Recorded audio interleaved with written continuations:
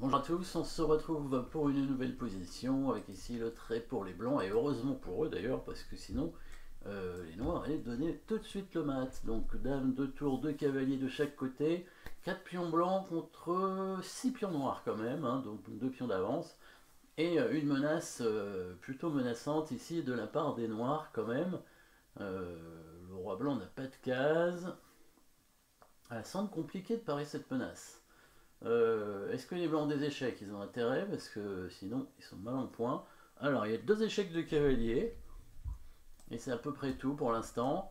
Donc cavalier G6, il y aurait pion prend G6. Après il y a la tour qui peut donner échec en H4 mais la dame va prendre. Sur cavalier F7, la tour prend F7, il n'y a plus d'échecs derrière. Alors il va falloir trouver des nouveaux échecs parce que sinon ça va être compliqué pour les blancs. Alors il y a quand même une façon de parer la menace de mat, enfin la parer, de la ralentir, parce que si on met la tour en H4, finalement, il peut pas faire mat. Par contre, il peut prendre la tour. Il peut prendre la tour et on peut peut-être s'échapper avec le roi. Ouais, mais on risque de perdre beaucoup de matériel. Hein. Dame, dame H1, et il va prendre en C1. Et on va donner les 2 tours pour éviter le mat. À moins qu'on ait un mat derrière, évidemment. Vous avez peut-être trouvé un mat. Évidemment, il y a un nouvel échec après, quand la tour va bouger. C'est l'échec de la dame sur la case en G8. Est-ce que ça a un intérêt? Ouais, là, déjà, la tour ne peut pas prendre, parce que sinon, il y aurait le fameux mat à l'étouffer.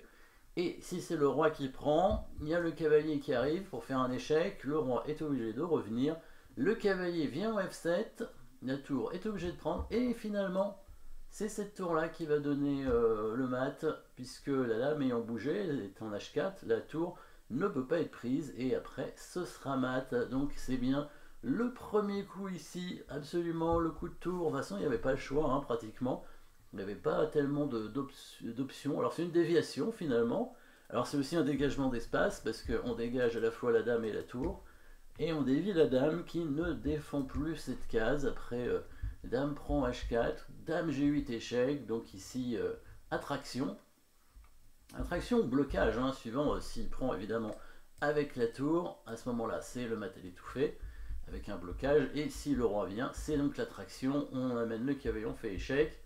Et ici, déviation, voilà, et c'est mat. Alors sur le coup de tour H4, il faudrait donner la dame, je pense, avec les noirs, parce que il y a une menace de mat, hein, en même temps que l'attaque de la dame, il y a la menace cavalier G6 mat, donc si les noirs veulent continuer à jouer, et ils pourraient éventuellement continuer à jouer, prendre le cavalier, voilà, les blancs prennent la dame en H3, le cavalier reprend pour faire échec, et le roi bouge en G2.